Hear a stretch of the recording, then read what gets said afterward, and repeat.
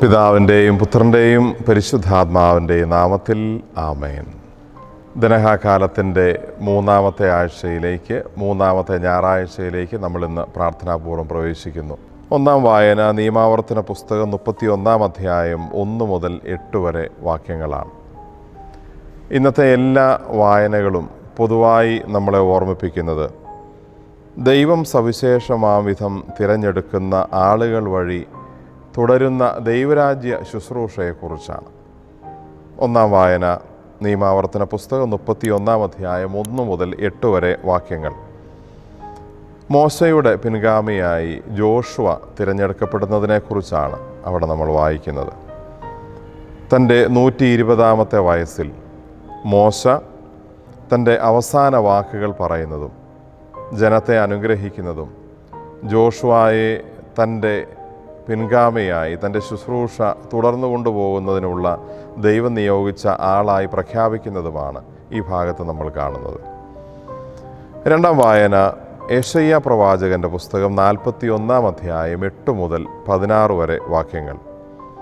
യാക്കോബിനെ, ഇസ്രായേലിനെ ദൈവം തിരഞ്ഞെടുത്തിരിക്കുന്നു എന്ന് പ്രത്യേകമായി ഈ തിരുവചന ഭാഗത്ത് ദൈവത്തിൻ്റെ തന്നെ വാക്കുകളിലൂടെ നമ്മൾ മനസ്സിലാക്കുന്നു. ഉപേക്ഷിക്കുകയില്ലെന്നും കൂടെയുണ്ടാവുമെന്നും ശക്തിപ്പെടുത്തുമെന്നും ദൈവമായ ഞാൻ നിൻ്റെ വലത് കൈ താങ്ങിയിരിക്കുന്നു, വലത് കൈയിൽ പിടിച്ചിരിക്കുന്നുവെന്ന് പറഞ്ഞ് ഇസ്രായേലിനെ, യാക്കോബിനെ ശക്തിപ്പെടുത്തുന്നതുമാണ് ഈ തിരുവചന ഭാഗത്ത് നമ്മൾ കാണുന്നത്. മൂന്നാം വായന പൗലോസ് ശ്ലീഹ ഫിലിപ്പിയർക്ക് എഴുതിയ ലേഖനമാണ്. 3-ാം അധ്യായം 4 മുതൽ 16 വരെ വാക്യങ്ങൾ. പാരമ്പര്യത്തിൻ്റെയും പശ്ചാത്തലത്തിൻ്റെയും ബലത്തിലല്ലാതെ ദൈവം നേരിട്ട് വിളിച്ച, തിരഞ്ഞെടുത്ത പൗലോസ്, ഇത് നിയമത്തിൽ നിന്ന് ലഭിക്കുന്ന നീതിയല്ല, വിശ്വാസം വഴി ലഭിക്കുന്ന നീതിയാണ് എന്ന് പറഞ്ഞ് പൗലോസ് ശ്ലീഹ തൻ്റെ സവിശേഷമായ ദൈവവിളിയെക്കുറിച്ച് പ്രതിപാദിക്കുന്ന ഭാഗമാണിത്. 4-ാമത്തെ വായന സുവിശേഷത്തിൽ നിന്ന് വിശുദ്ധ മർക്കോസ് അറിയിച്ച സുവിശേഷം 3-ാം അധ്യായം 7 മുതൽ 19 വരെയുള്ള വാക്യങ്ങൾ.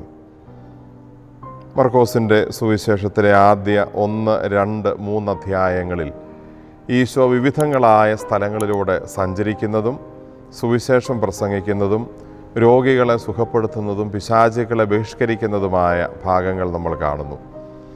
അതിൻ്റെ ഒരു സമാപന ഭാഗത്തിലേക്ക് എത്തുമ്പോൾ ഈ 3-ാം അധ്യായത്തിൽ 17 മുതൽ 19 വരെയുള്ള വാക്യങ്ങൾ ഈശോ കടൽ തീരത്ത് വന്ന് നിന്ന് ധാരാളം ആളുകൾ ഈശോയുടെ അടുത്തേക്ക് വരുന്നതും അവരോട് വചനം പ്രസംഗിക്കുന്നതും രോഗികളെ സുഖപ്പെടുത്തുന്നതുമൊക്കെയായ ആദ്യ ഭാഗവും, പിന്നീട് താൻ ചെയ്തുകൊണ്ടിരുന്ന ആ ശുശ്രൂഷ തുടരുന്നതിനായി മലമുകളിലേക്ക് കയറി പ്രാർത്ഥനയ്ക്ക് ശേഷം 12 അപ്പസ്തോലന്മാരെ തിരഞ്ഞെടുക്കുന്നതുമായ ഭാഗമാണ് ഇന്ന് നമ്മൾ തിരുവചനത്തിൽ, സുവിശേഷത്തിൽ വായിച്ച് ധ്യാനിക്കുന്നത്. ആദ്യ ഭാഗത്ത് കടൽ തീരത്ത് ഈശോ തിക്കിത്തിരക്കിയിരുന്ന ഒരു ജനക്കൂട്ടത്തിൻ്റെ നടുവിൽ അവിടെ എത്തുന്ന നിരവധിയായ ആളുകൾക്ക് താൻ ഒരാളിലൂടെ ലഭിക്കുന്ന ശുശ്രൂഷയ്ക്ക് പകരം തൻ്റെ അടുത്തേക്ക് തിക്കിത്തിരക്കിയെത്തുന്ന നിരവധിയായ ആളുകൾക്ക് കൂടുതൽ ശുശ്രൂഷകരെ ലഭ്യമാക്കുന്നതിനായി ശ്ലീഹന്മാരെ തിരഞ്ഞെടുക്കുന്നതിനെക്കുറിച്ച് നമ്മൾ വായിക്കുന്നു. നമ്മൾ ഇന്ന് ഈ തിരുവചന ഭാഗം വായിക്കുമ്പോൾ ശുശ്രൂഷയ്ക്കായി ഒരാൾക്ക് പുറകെ മറ്റൊരാളെ നിയമിക്കുന്ന ദൈവത്തിൻ്റെ വലതുകരം ദൃശ്യമാകുന്ന ഈ തിരുവചനങ്ങൾ ധ്യാനിക്കുന്ന ഈ ദിവസം നമ്മുടെ സീറോ മലബാർ സഭയ്ക്ക് അഭിവന്യ ആലഞ്ചേരി കർദിനാൾ പിതാവിൻ്റെ പിന്തുടർച്ചയായി ദൈവം നിയോഗിച്ച സീറോ മലബാർ സഭയുടെ പുതിയ മേജർ ആർച്ച് ബിഷപ്പ് അഭിവന്യ മാർ റാഫേൽ തട്ടിൽ പിതാവിൻ്റെ എല്ലാ അജപാലന ശുശ്രൂഷകളും, ദൈവം തിരഞ്ഞെടുത്ത ആ വലിയ മേൽപ്പട്ടക്കാരൻ്റെ എല്ലാ ശുശ്രൂഷകളും വലിയ ദൈവാനുഗ്രഹപ്രദമാകാനും അത് ദൈവരാജ്യത്തിൻ്റെ വളർച്ചയ്ക്ക് ഉതകുന്നതിനും വേണ്ടി നമുക്ക് പ്രത്യേകമായി അഭിവന്യ പിതാവിനായി പ്രാർത്ഥിക്കാം. ഇന്ന് നമ്മൾ വായിച്ച് ധ്യാനിക്കുന്ന സുവിശേഷത്തിൽ നിന്ന് 2 പ്രാർത്ഥനാ വിചാരങ്ങൾ സ്നേഹപൂർവ്വം പങ്കുവയ്ക്കട്ടെ. അപ്പസ്തോലന്മാരെ തിരഞ്ഞെടുക്കുന്ന ഭാഗത്ത് തിരുവചനം വായിച്ചു തുടങ്ങുന്നത് ഇങ്ങനെയാണ്. പിന്നീട് ഈശോ മലമുകളിലേക്ക് കയറി തനിക്ക് ഇഷ്ടപ്പെട്ടവരെ തൻ്റെ അടുത്തേക്ക് വിളിച്ചു. അതുവരെ സമതലത്തിൽ നിന്നിരുന്ന, കടൽ തീരത്തിൻ്റെ സമതലത്തിൽ നിന്നിരുന്ന ഈശോ ഒരു പ്രത്യേക ലക്ഷ്യത്തോടെ മലമുകളിലേക്ക് കയറിപ്പോകുന്നു, ഉന്നതങ്ങളിലേക്ക് കയറിപ്പോകുന്നു. സമതലത്തിലായിരുന്ന സമയത്ത് ഒപ്പം നിൽക്കുന്നവരിൽ നിന്ന്, മുഖത്തോട് മുഖം നോക്കി വിളിക്കാമായിരുന്ന ഒരു സാഹചര്യത്തിൽ നിന്ന് മാറി ഈശോ ഉയർന്ന ഒരു സ്ഥലത്തേക്ക് ആദ്യം തനിയെ കയറിപ്പോകുന്നു.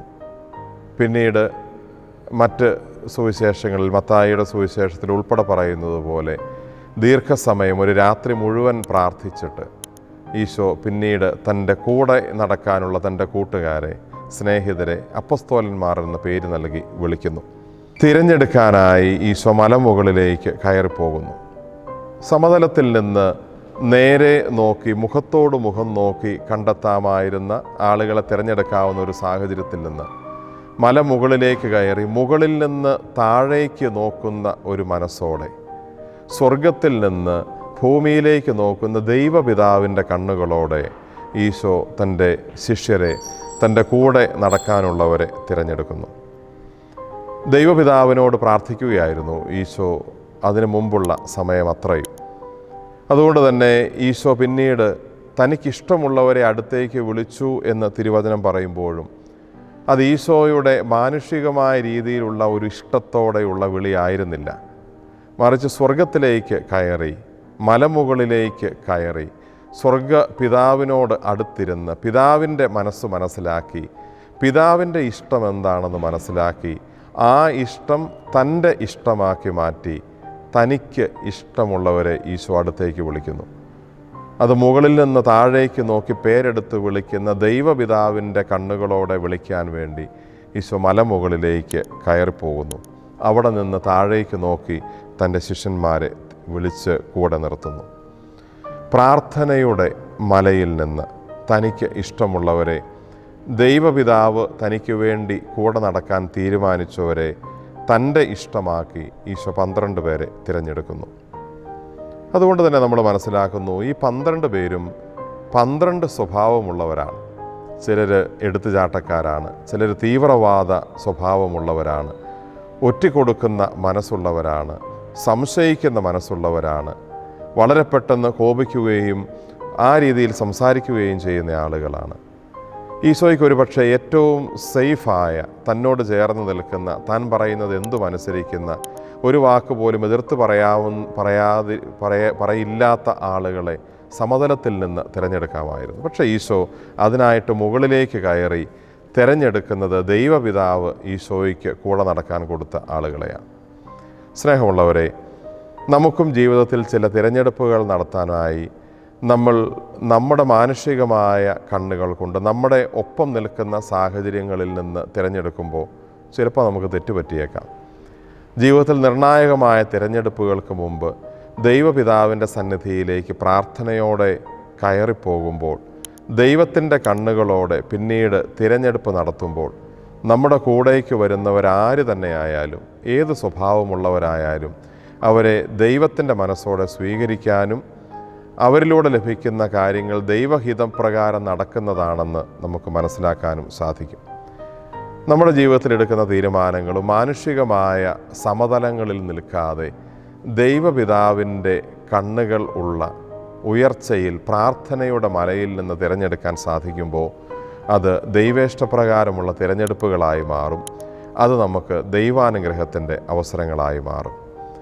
ഒരുപക്ഷെ പ്രതീക്ഷകൾക്ക് വിരുദ്ധമായി ശാന്തസ്വഭാവക്കാരിയല്ലാത്ത ഒരു ജീവിത പങ്കാളിയെ പ്രാർത്ഥനയ്ക്ക് ശേഷമാണ് ദൈവം നൽകുന്നതെങ്കിൽ, ഏറെ ആഗ്രഹിച്ച് പ്രാർത്ഥിച്ച് കാത്തിരുന്നിട്ടും എന്തെങ്കിലും കുറവുകളുള്ള ഒരു കുഞ്ഞിനെ ദൈവം ദമ്പതികൾക്ക് കൊടുക്കുന്നെങ്കിൽ, അത് പ്രാർത്ഥനയ്ക്ക് ശേഷവും അങ്ങനെ തന്നെയാണ് കിട്ടുന്നതെങ്കിൽ, അതൊരു പക്ഷേ ദൈവം ആ ദമ്പതികൾക്ക് അല്ലെങ്കിൽ ആ ജീവിത പങ്കാളിക്ക് കൊടുക്കുന്ന ദൈവത്തിൻ്റെ തീരുമാനമായിരിക്കാം. അതിനെ ആ രീതിയിൽ സ്വീകരിക്കാൻ സാധിക്കുമ്പോൾ അത് വലിയ ദൈവാനുഗ്രഹം കൊണ്ടുവരും. ദൈവിക പദ്ധതി ഈശോയുടെ ജീവിതത്തിൽ നിറവേറിയതുപോലെ നമ്മുടെ ജീവിതത്തിൽ നിറവേറുന്നതിന് കാരണമാകും. പ്രാർത്ഥനാപൂർവം വലിയ തീരുമാനങ്ങളിലേക്ക് പോകാനുള്ള ഓർമ്മപ്പെടുത്തലാണ് ഒന്നാമത്തെ ചിന്ത നമുക്ക് നൽകുന്നത്. രണ്ടാമത് നമ്മൾ കാണുന്നു, ഈശോ ഇവരെ തിരഞ്ഞെടുത്തത് എന്തിനാണെന്ന് പറയുന്നു. തന്നോടുകൂടി ആയിരിക്കാനും സുവിശേഷം പ്രസംഗിക്കുന്നതിനും തിന്മയെ, പിശാചുക്കളെ ബഹിഷ്കരിക്കുന്നതിനുമായി തിരഞ്ഞെടുത്തു. സുവിശേഷം പ്രസംഗിക്കുക എന്നുള്ളതാണ് ആത്യന്തികമായ നമ്മുടെ ജീവിത ദൗത്യം. ക്രിസ്തു ശിഷ്യത്വത്തെക്കുറിച്ച് 2 വാക്കുകളിൽ സഭാപിതാക്കന്മാർ നിർവചിക്കുന്നുണ്ട്. കം ആൻഡ് ഗോ, വരുക, പോവുക. ആദ്യം ഈശോ തൻ്റെ അടുത്തേക്ക് നമ്മളെ വിളിക്കും. വിളിച്ച് അവൻ്റെ അടുത്തെത്തിക്കഴിയുമ്പോൾ നിർദ്ദേശങ്ങൾ നൽകി നമ്മളോട് പറയും, പോവുക. സുവിശേഷത്തിൻ്റെ രത്നചുരുക്കമാണത്. Come and go. ദൈവം നമ്മളെയും വിളിക്കുന്നു പ്രസംഗിക്കാൻ അയക്കുന്നതിനു വേണ്ടി, ആ നിർദ്ദേശം നൽകുന്നതിനു വേണ്ടി. 2 കാര്യങ്ങളാണ് പിന്നീട് ശ്രദ്ധേയം. ഒന്ന്, ഈശോയുടെ കൂടെ എപ്പോഴും ജീവിതം കൊണ്ടും മനസ്സുകൊണ്ടും വാക്കുകൾ കൊണ്ടും ചിന്തകൾ കൊണ്ടുമായിരിക്കുക. 2ാമത്തെ കാര്യം, ജീവിതത്തിൽ എല്ലാ സമയവും പാപത്തെ, തിന്മയെ ബഹിഷ്കരിക്കാനുള്ള, മാറ്റി നിർത്താനുള്ള, അകറ്റി നിർത്താനുള്ള ഒരു മനസ്സും ഓർമ്മയും നമ്മിലുണ്ടാവുക. ഈ കാര്യങ്ങൾ ചെയ്യുമ്പോൾ ജീവിതം കൊണ്ട്, ഹൃദയം കൊണ്ട് ഈശോയോട് ചേർന്നിരിക്കുകയും നമ്മുടെ ബോധപൂർവകമായ പെരുമാറ്റങ്ങൾ കൊണ്ട് തിന്മയെ ബഹിഷ്കരിച്ച് നിർത്തുകയും ചെയ്യുമ്പോൾ ജീവിതത്തിൽ എപ്പോഴും നമുക്ക് സുവിശേഷം പ്രസംഗിക്കുന്നവരാവാം. വിശുദ്ധ ഫ്രാൻസിസ് അസീസിയുടെ വാക്കുകൾ നമുക്ക് പരിചിതമാണ്. Preach the gospel always, use words only when necessary. എപ്പോഴും സുവിശേഷം പ്രസംഗിക്കുക, ആവശ്യമുള്ളപ്പോൾ മാത്രം വാക്കുകൾ ഉപയോഗിക്കുക. ഈശോയുടെ കൂടെ ആയിരുന്നുകൊണ്ട് എപ്പോഴും തിന്മയെ അകറ്റി നിർത്തിക്കൊണ്ട് ജീവിതം കൊണ്ട് സുവിശേഷം പ്രസംഗിക്കുന്നവരാവാൻ നമുക്ക് സാധിക്കട്ടെ. ജീവിതത്തിൻ്റെ നല്ല തീരുമാനങ്ങൾ എടുക്കേണ്ടി വരുമ്പോൾ മാനുഷികതയുടെ സമതലത്തിൽ നിൽക്കാതെ പ്രാർത്ഥനയുടെ മലമുകളിലേക്ക് കയറി ദൈവപിതാവിൻ്റെ കണ്ണുകളോടെ നമ്മുടെ തീരുമാനങ്ങളെ എടുക്കാൻ സാധിക്കുമ്പോൾ വലിയ ദൈവാനുഗ്രഹം നമ്മിലേക്ക് കൊണ്ടുവരുമതെന്ന് ഈശോ ഇന്ന് ഓർമ്മിപ്പിക്കുന്നു. അനുഗ്രഹദായകമായ നല്ലൊരു ഞായറാഴ്ച ദിവസം ആശംസിക്കുന്നു. ഈശോ മിശിഹായ്ക്ക് സ്തുതിയായിരിക്കട്ടെ.